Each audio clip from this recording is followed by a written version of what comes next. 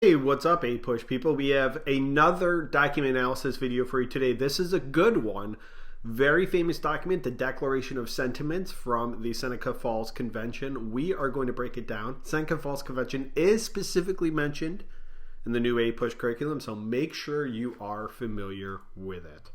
All right, so background info on the Seneca Falls Convention that occurred in 1848. Well, going back a few years, in 1839, Lucretia Mott and Elizabeth Cady Stanton, as well as many others, they traveled to London to attend an abolitionist meeting.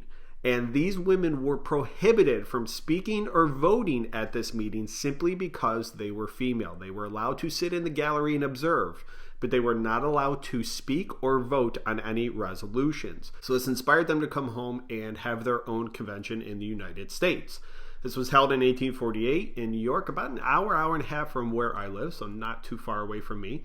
And some key attendees that you should know. We have Lucretia Mott, Elizabeth Cady Stanton, and the former slave, great orator, abolitionist, and women's rights advocate Frederick Douglass as well. So this was a convention that was attended by women and men.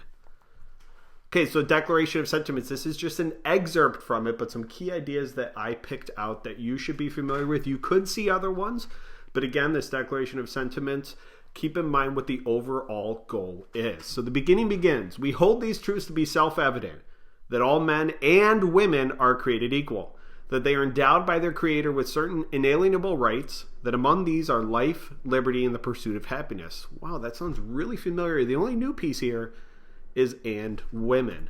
The history of mankind is a history of repeated injuries and usurpation on the part of man toward woman, having in direct object the establishment of an absolute tyranny over her.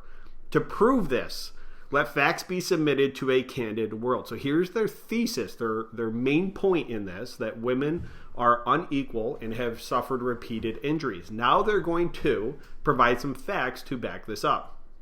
He has never permitted her to exercise her inalienable right to the elective franchise. In other words, women are not allowed to vote. He has compelled her to submit to laws in the formation of which she has had no voice. So women have to follow laws even though they're not allowed to have any say in those laws. Having deprived her of the first right as a citizen, the elective franchise, again, that right to vote, thereby leaving her without representation in the halls of legislation, he has oppressed her on all sides. He has made her, if married in the eyes of the law, civilly dead. Marriage limited the amount of rights that women had during antebellum America, including the right to own property. He has taken from her all right and property, even to the wages she earns. And he has denied her the facilities for obtaining a thorough education, all colleges being closed against her. So in 1848, women have virtually no rights.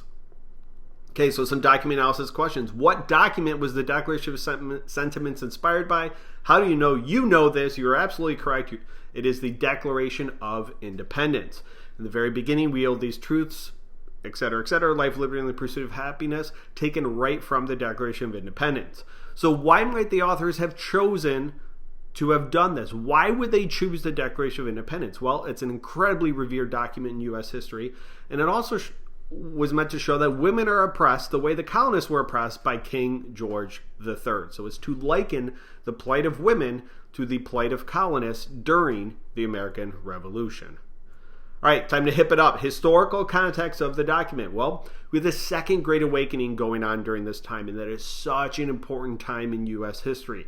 The Second Great Awakening, in addition to bringing people back to church, inspired and strengthened reform movements throughout the country, whether it was abolitionism, women's rights, the temperance movement, treatment for the mentally ill, you name it, there was a reform movement going on during this time. And we'll see as time goes on, these two, abolitionism and women's rights, these two reforms are going to be more intertwined. If you're an abolitionist, chances are you were a member of the women's rights movement. If you were a member of the women's rights movement, chances are you were an abolitionist.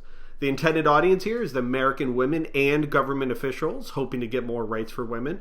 Point of view is positive towards increased women's participation in politics and rights, especially the right to vote.